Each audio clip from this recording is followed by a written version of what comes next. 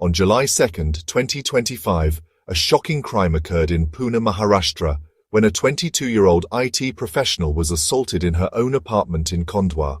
The attacker exploited the trust placed in home delivery services, using this guise to gain access to her home. This calculated assault exposed vulnerabilities in urban living, where daily interactions with strangers are routine. The victim, after regaining consciousness, managed to alert her family, triggering a swift police response. The case has sparked urgent conversations about residential security and the risks of the gig economy. This video will walk you through the verified sequence of events and the police response that followed. The assailant, with calculated precision, posed as a courier, meticulously crafting a facade of legitimacy. He understood the inherent trust people place in delivery personnel. He arrived at the victim's door carrying what appeared to be an official bank envelope, a seemingly innocuous item designed to disarm suspicion and project an air of authority. The envelope was crisp, clean, and bore the markings of a reputable financial institution. With practiced ease, he claimed that a PIN was required to complete the delivery, a seemingly standard procedure that added to the illusion of authenticity. His tone was professional, his demeanor calm and reassuring. This request prompted the victim to turn away, momentarily diverting her attention as she went to retrieve the supposed PIN. It was a critical moment, a carefully orchestrated distraction that would allow him to execute his plan. Seizing the precise moment of vulnerability, the instant her back was turned, he swiftly followed her inside, closing the door firmly behind him, effectively trapping her within the confines of her own home. The door clicked shut, a sound that signaled the end of her security. This simple yet effective deception, impersonating a delivery agent, a tactic that preys on the inherent trust we place in service providers, allowed him to effortlessly bypass her natural caution, disarming her defenses with a carefully constructed facade of normalcy. Millions of people interact with delivery agents on a daily basis, receiving packages, documents, and essential goods, rarely suspecting the potential for danger lurking beneath the surface of these seemingly routine transactions.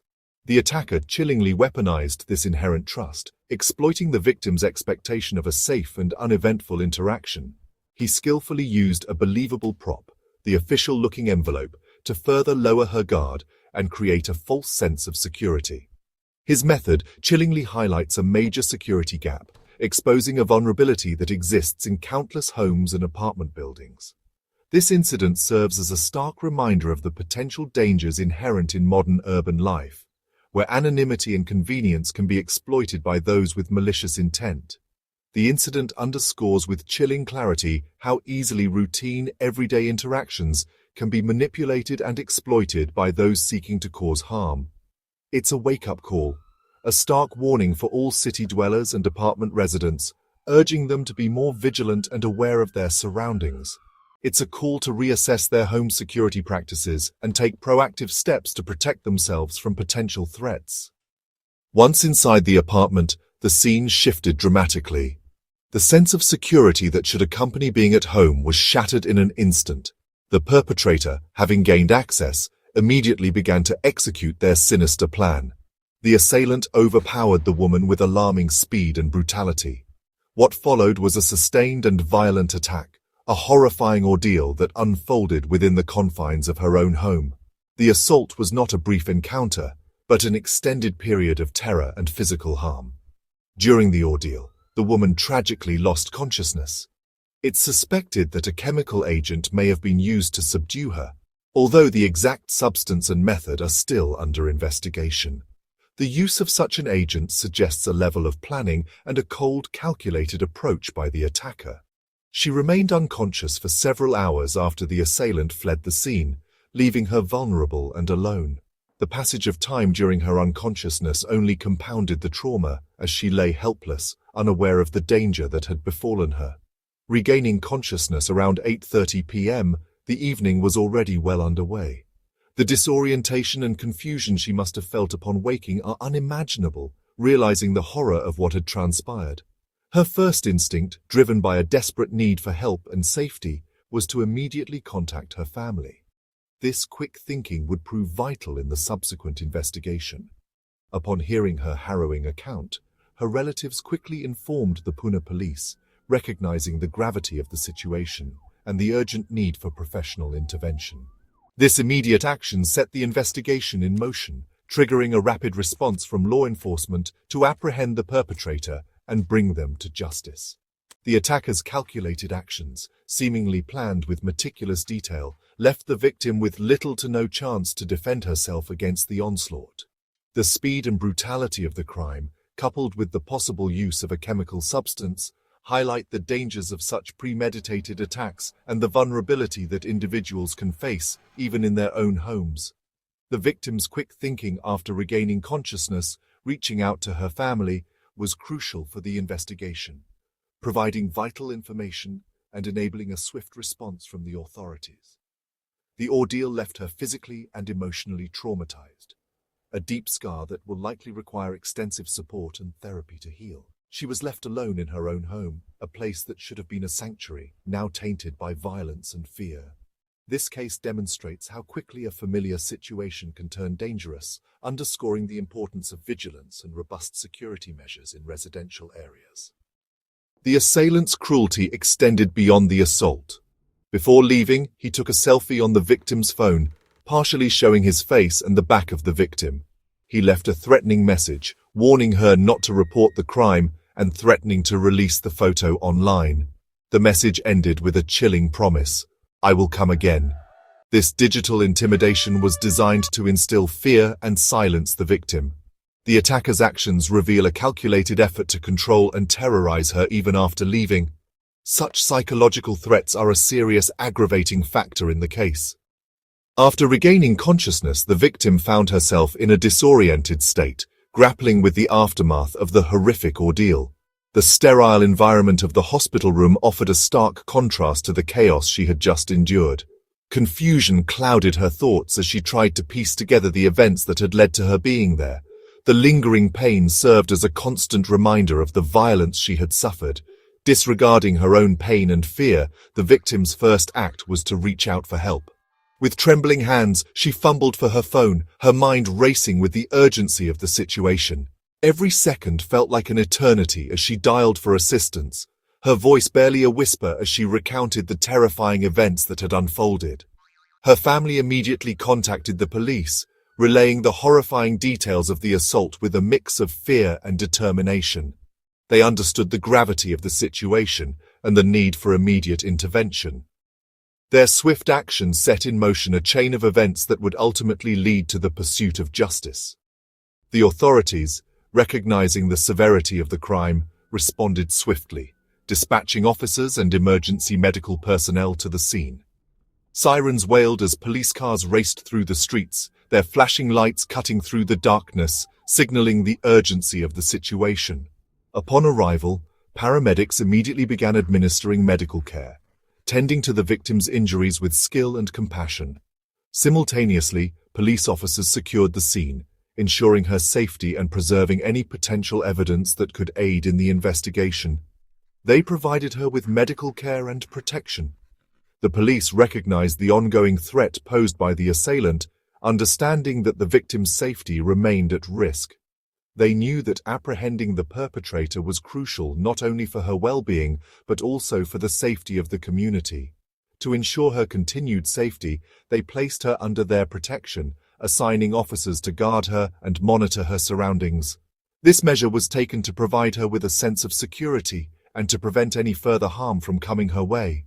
The assault shattered her sense of safety in her own home, leaving her feeling vulnerable and exposed in what was once her sanctuary. The physical damage to her property served as a constant reminder of the violation she had experienced. The fact that her home also served as her workplace further compounded the trauma, blurring the lines between her personal and professional life. The place where she once felt productive and secure was now tainted by the memory of the attack. The trauma of the attack was compounded by the loss of her sense of security and the violation of her personal space, leaving her with deep emotional scars. The psychological impact of the assault would require extensive therapy and support to overcome. The invasion of her privacy and the violation of her personal and professional space left her feeling exposed and vulnerable, struggling to regain a sense of control over her life. The emotional wounds inflicted by the attack would take time and effort to heal.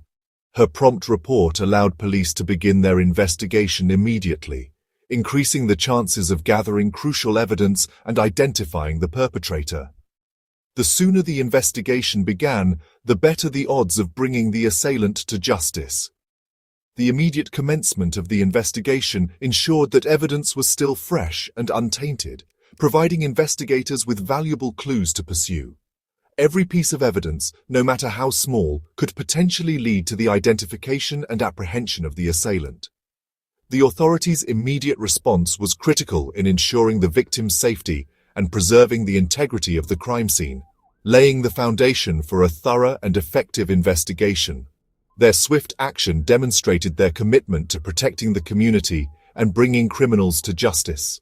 The prompt and decisive actions taken by law enforcement were crucial, not only for her immediate safety, but also for the long-term progress of the case, ensuring that justice could be served. The meticulous collection of evidence and the thorough investigation would be essential in building a strong case against the perpetrator. The victim's courage in seeking help, despite the trauma she had endured, was a testament to her strength and resilience.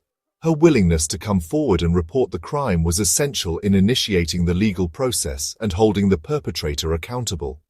Her bravery was vital in ensuring justice could be pursued, sending a clear message that such acts of violence would not be tolerated and that perpetrators would be held accountable for their actions. The pursuit of justice would provide her with a sense of closure and help her begin the healing process. This case highlights the importance of quick action in the aftermath of a violent crime, emphasizing the need for victims to seek help immediately and for authorities to respond swiftly and decisively. The faster the response, the greater the chances of apprehending the perpetrator and preventing further harm. It also underscores the critical role of support for survivors of violence, emphasizing the need for access to medical care, counseling, and community resources to aid in their recovery and healing. Providing survivors with the necessary support can empower them to rebuild their lives and reclaim their sense of safety and well-being. Pune police launched a large-scale investigation as soon as they were notified. 10 police teams were formed, each handling tasks like forensic analysis, CCTV review, and intelligence gathering. The selfie left on the victim's phone became a key piece of evidence. Investigators used technology and informant networks to identify the suspect. Police meticulously collected digital evidence and physical evidence from the scene. Reviewing hours of CCTV footage, they traced the suspect's movements before the crime and after the crime. The rapid, coordinated response demonstrated the seriousness with which the case was treated.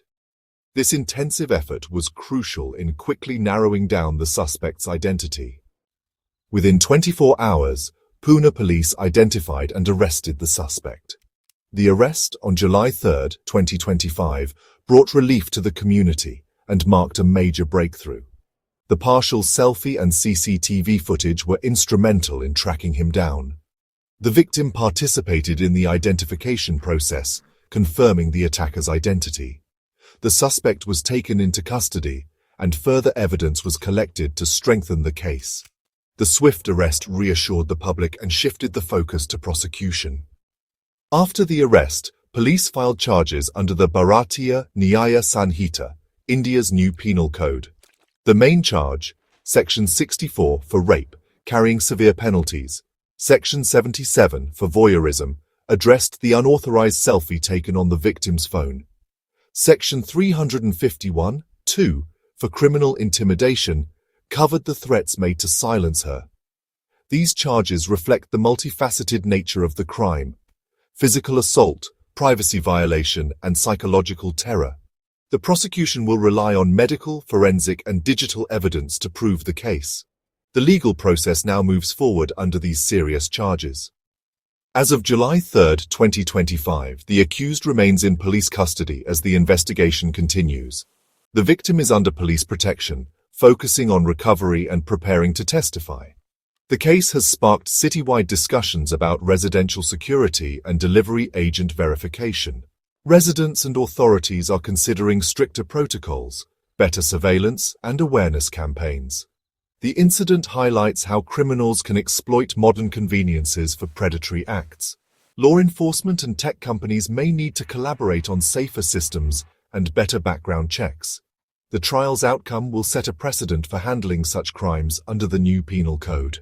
For Pune and beyond, this case is a stark reminder of the need for vigilance and robust law enforcement.